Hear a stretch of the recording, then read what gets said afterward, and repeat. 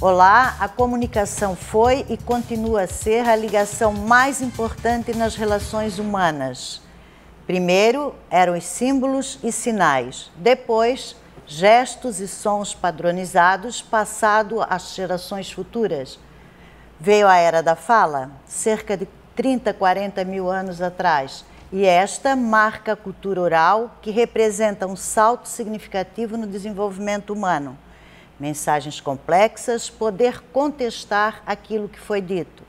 Nesta época é que o homem começou a incluir a arte nos processos comunicacionais por meio das pinturas rupestres, que foram as primeiras tentativas de armazenar informações.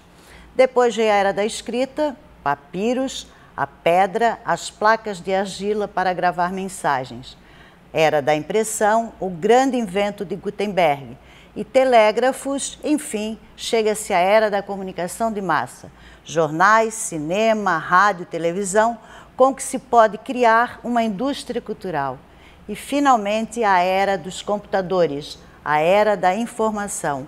Assunto fascinante, talvez estejamos retornando à era dos sinais ou à era imagética. Mas, para falar sobre este assunto, eu conversarei com o William Máximo, que é doutor em ciência da linguagem, mas, acima de tudo, é coordenador de comunicação da universidade, da Unisul. Tudo bom, William? Então, um prazer te receber aqui e falar sobre comunicação, que é um assunto que está ligado à tua vida profissional, mas que está ligado à vida de todos hoje, né? Exatamente. Muito obrigado pelo convite. É uma satisfação estar aqui, professora Valdésia. Cumprimentar aqueles que nos acompanham, né? Com cultura local. Sempre estou sintonizado aqui como posso e parabéns pela iniciativa. Estamos à disposição. Então, tu, né, como professor do curso de comunicação e também tens uma formação, uma graduação em jornalismo, comunicação, nós estávamos, e as pessoas comentam muito, como as informações, elas interferem de maneira decisiva, de maneira séria na vida das pessoas. Na comunicação oral, o que dizia o pai, o que dizia a mãe, mais tarde o que dizia o padre, não é isso? Que eram os meios mais informais. E hoje o que diz a máquina, será que interfere, tem esse poder de interferir nas nossas vidas? Professora, achei muito interessante, né, na introdução essa coisa da era dos sinais, depois a era oral, né? Veio toda essa cronologia e tal. Depois a questão da própria impressão que revolucionou a comunicação. Sim. Agora a questão um pouco antes, né? A questão da comunicação de massa e agora a era imagética, né? Eu diria que nós estamos vivendo um momento de tudo isso e mais um pouco, né? Essa mistura. E de fato, Valdésia, é interessante, né? E até para quem está nos acompanhando em casa, teve um sujeito canadense, né, que você já deve ter ouvido falar, que chama Herbert McLuhan, né? E já na década de 50, ele dizia o seguinte: olha, vai chegar um momento, e acredito que nós estejamos vivendo este momento, e até já indo para a tua pergunta, né, em que o meio vai ser tão ou mais importante que a própria mensagem.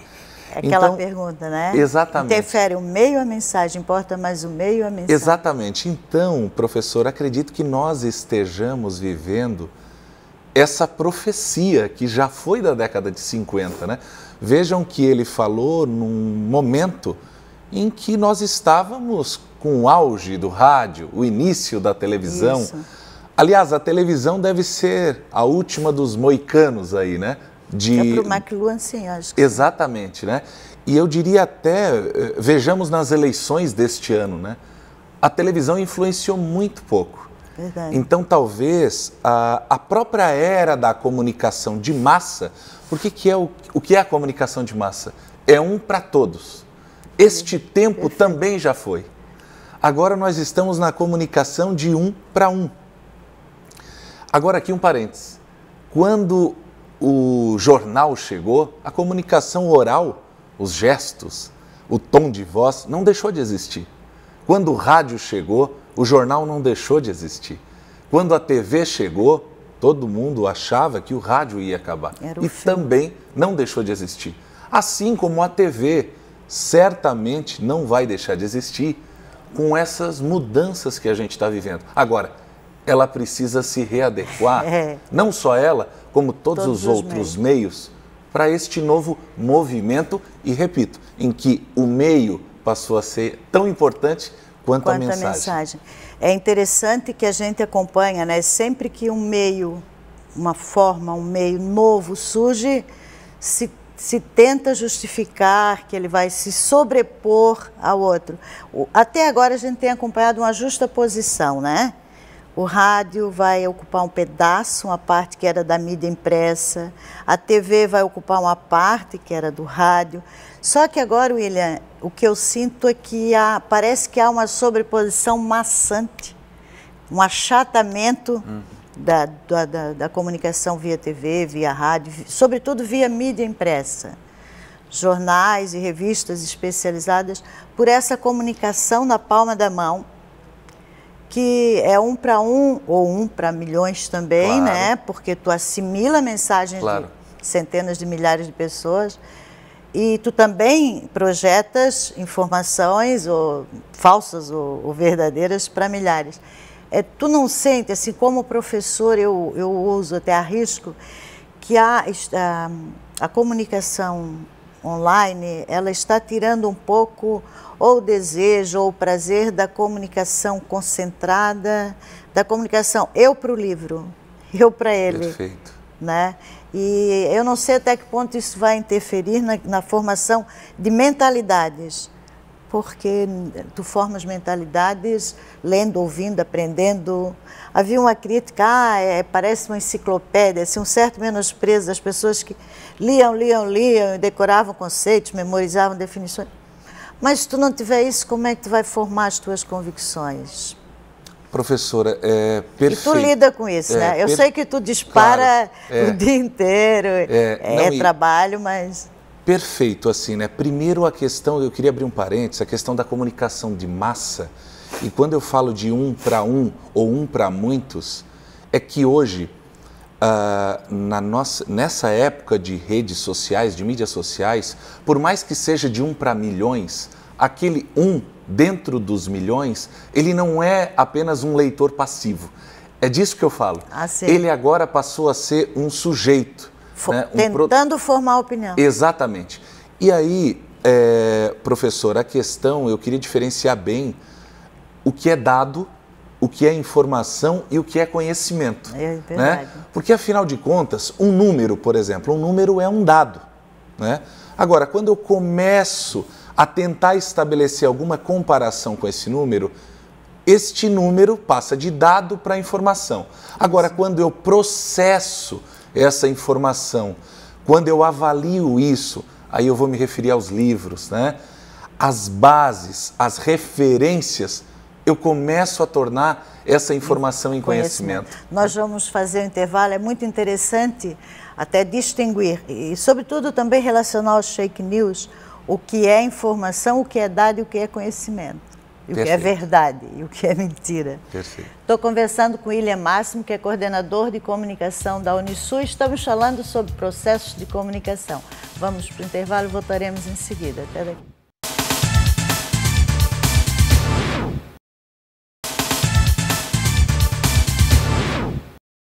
De volta ao Cultura Local, estou conversando com William Máximo, que é coordenador de comunicação da Unisul, é também jornalista e professor, e estamos falando sobre comunicação. Então, William, é importante, né, destacar o que é um dado, que ele pode ser aleatório, não é isso? E quando ele é comprovado, a gente sabe que a ciência só é científica aquilo que é testado, comprovado, que passa as empíricas principalmente, né? A comunicação é mais hermenêutica, interpretação, mas também tem como comprovar quando uma informação, quando um dado primário que chega a um livro, como ele se transformou em verdade. E na comunicação essa checagem do teu objeto de estudo, essa checagem desse dado é fundamental para não se cair no conto do vigário, é isso? Exatamente, professora, como nós estávamos falando, né? Primeiro, que a gente vive nessa era da convergência de mídias, né, eu diria que você perguntou no início, né, essa questão do comportamento. nós necessariamente somos tocados e somos mudados, né? O nosso comportamento, eu costumo dizer assim, a nossa personalidade pode até não mudar, mas o nosso comportamento muda, por conta dessa avalanche, não só de informações, mas de meios à disposição, né? Essa coisa da palma da mão, né? Observe você que está em casa, né? A nossa rotina é alterada pelo som do WhatsApp, né? A nossa rotina é alterada, a rotina do trabalho mudou nos últimos anos. Pela falta do smartphone. Exatamente. Chega no trabalho, não trouxe. E agora? Para vocês terem uma ideia, o Brasil, eu estava lendo um dado recente, o Brasil é o terceiro país do mundo. Aliás, nós somos muito ruins em várias coisas, né? Mas somos o terceiro país do mundo que tem o maior número de horas acesso à internet. São 9 horas por dia, por pessoa, né? Então esse é um número muito alto. Nas redes sociais, a nossa média fica em torno de 3 horas e meia, 4 horas conectados em rede social. Eu estou falando de um público de 16 a 34 anos, segundo essa pesquisa. É uma pesquisa mundial. É o público mais incidente, né? Mais incidente. Mas tem todas as faixas. Eu com certeza. Vovozinhas, senhorzinhos. Claro, assim, ó, é o recorte da pesquisa. É. Mas olha que interessante. O primeiro que tem mais acesso à internet é a questão da Tailândia, se eu não me engano. O segundo, as Filipinas. E o terceiro, o Brasil. E o 20º, os Estados Unidos. Então veja que assim, a gente está falando dessa coisa da diferenciação de dado, informação e conhecimento. Lógico que este terreno, este território, é um território propício e eu tenho sempre muito cuidado para não ir sempre ou de um lado ou de outro, né? Mas da gente considerar as inúmeras variáveis, porque quando a gente fala em fake news, né, ou pós-verdade, como muita gente fala, né? A pós-verdade o que é? A gente aprendeu, seja na escola, seja na graduação, em qualquer dos cursos, essa coisa do cientificamente comprovado, do fato ser objetivo. O dado é algo objetivo, a informação é algo objetiva. Isso a gente aprendeu. Mas a gente sabe que na prática não é assim também. Objetividade absoluta não existe. Exatamente. Aqui o juiz deve se distanciar do objeto e ter um julgamento objetivo. Exatamente. Agora, claro... É complexo demais, né? Exatamente. A subjetividade é complexa demais para tu abrir mão dela. Isso, e aí a pós-verdade, professor, ela vem dizer isso. Quer dizer, olha, você pode sim e deve colocar as suas crenças pessoais. Isso é o que diz a pós-verdade. Eu não estou dizendo que isso é verdade. Certo ou errado. E é certo ou errado. Isso é o que diz a pós-verdade, os estudiosos nessa linha. Eles dizem o seguinte: as crenças pessoais valem tanto ou mais do que essa coisa objetiva dos fatos, né? E aí, professor, eu vejo da importância, você falou da checagem, né? De beber nas fontes, de ter o cuidado em referenciar as coisas, né? A gente que está na sala de aula, a gente sempre pede para os alunos, né? Pessoal, também cuidado. A frase, né? Essa composição, não é aquela máxima de que diz nada se cria, tudo se copia. Isso não é verdade, né? Isso serviu para um outro contexto. Para um né? velho guerreiro. Exatamente, né? Então, a importância, eu sempre digo, para o salto, né, do dado, que é essa informação, perdão, né, o dado é essa questão mais crua, né? Eu cito muito o número, porque o número pelo número não significa muito. Agora, do dado para o conhecimento, precisa desse qualitativo. Precisa. Né? E a pós-verdade, né? Esse é o que nós chamávamos de pensamento crítico, que houve uma deturpação, eu entendo, porque por essa crença, por tu alimentar nas pessoas o desejo dela se projetar na notícia, se projetar no fato, tem pessoas que levam a situações extremas.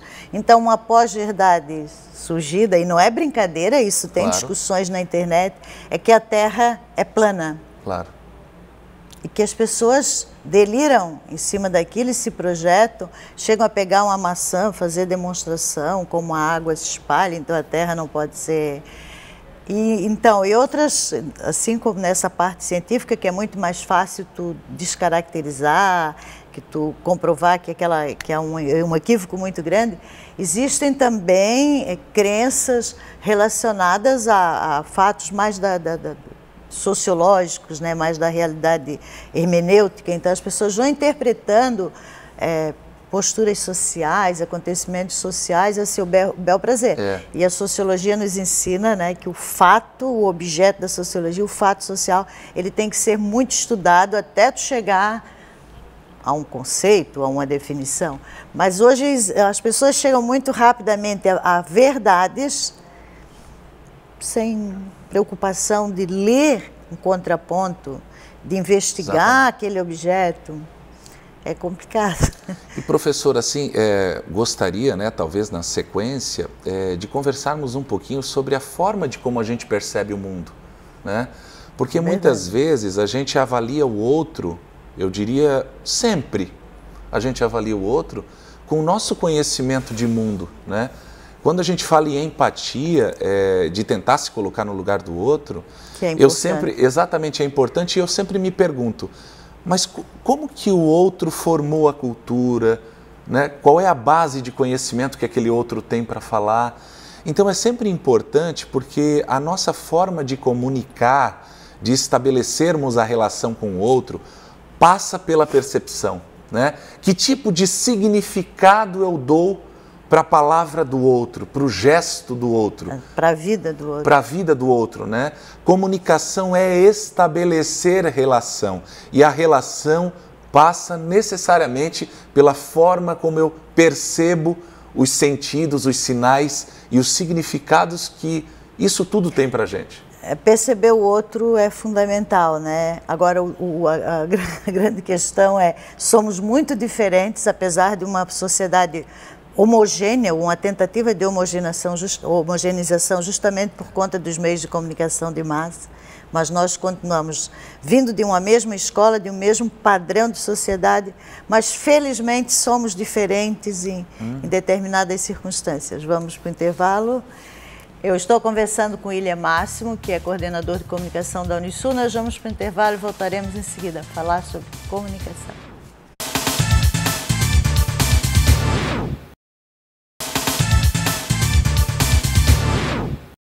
De volta ao Cultura Local, estou conversando com William Máximo, que é coordenador de comunicação da Unisul, também professor e jornalista. Estamos falando sobre esse assunto que daria para ficarmos falando sobre comunicação, nos comunicando horas e horas e horas, e não daríamos conta do objeto da comunicação que perpassa todas as relações sociais. William, no dia a dia, ninguém abre... A gente se comunica, como eu falei na pesquisa, ou com gritos desde dos nossos ancestrais, muito, muito lá atrás, com gestos, com a própria arte, tentando pintar, demonstrar, né, com sangue de animais, como se vivia, no que se acreditava.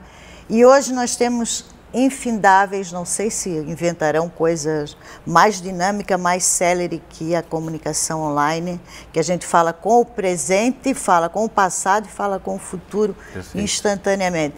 Isso na vida das pessoas, no dia a dia.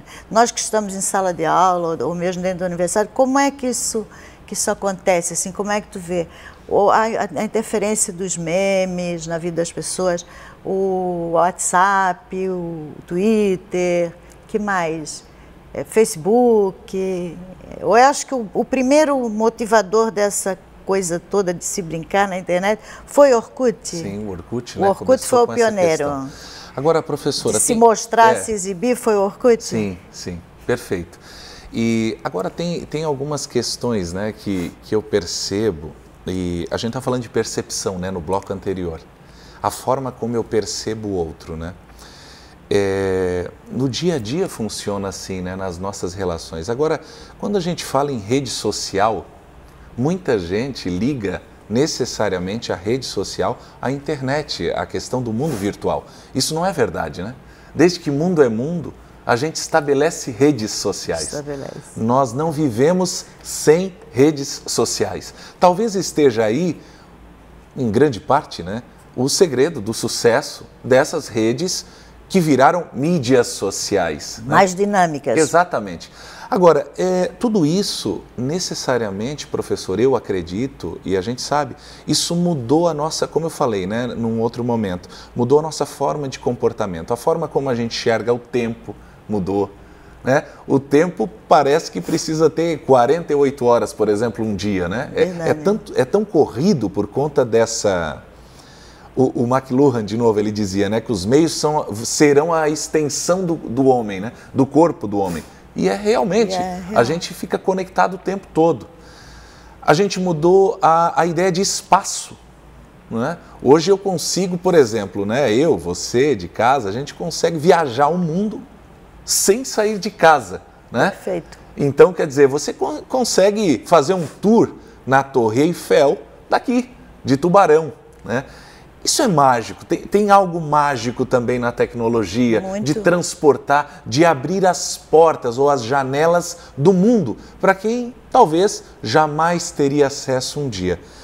A gente mudou a noção de velocidade. Pode perceber, a gente ficou menos tolerante às coisas. A gente vai, por exemplo, num restaurante, né?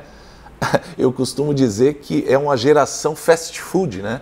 Então, até para esperar o prato de comida, a gente fica impaciente, ansioso. E isso tudo, de certa forma, sim, as mídias sociais aceleraram essas noções, né? Então, a gente mudou, como eu falei, a noção de tempo, de espaço, de velocidade. E isso é importante a gente considerar nas nossas relações, né? Eu diria que quando a gente fala de percepção, temos pessoas que... E aí eu queria falar numa coisa que chama estética, né? Professora, eu sei que a senhora gosta muito desse tema. E quando a gente fala em estética, eu não estou falando de belo e feio, né? Ou de bonito ou feio. Eu estou falando de estética como a etimologia da palavra, que quer dizer sensibilidade. Acho que a tecnologia não pode nos tirar a sensibilidade. E a percepção passa pela sensibilidade, né? E isso é muito forte no ser humano. É o que nos diferencia da máquina. A máquina, ela te acelera, ela te faz querer, tens toda a razão, mais tempo diante de uma coisa que te faz ganhar tanto tempo. Porque no e-mail tu ganha o tempo de 30 dias de uma carta ir e voltar, por exemplo, usando um processo anterior, né? Antes do e-mail, tu tinha correspondência postada, e que tu tinhas que esperar às vezes dias para receber. Então esse ganho de tempo, por que ele não se reverte em ganho de conhecimento? Porque o meio por si só, né, como bem quer o McLuhan, eu discordava dele porque para mim a mensagem é importante. Claro. Vale a mensagem. Quando se pensava a TV, o meio é mensagem. A TV, para a minha geração, foi o meio mais fantástico, né?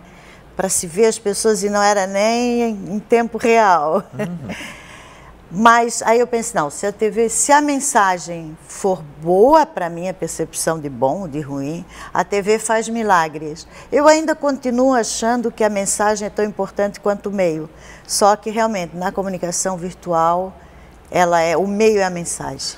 Professor, e só para destacar, antes disso, é aquela questão assim, né, no dia a dia, por exemplo, né, tem pessoas, quer ver uma coisa, que são mais auditivas, outros são mais visuais, outros são mais sinestésicos, né, como eu aqui de família italiana, mexe as mãos e o corpo, né?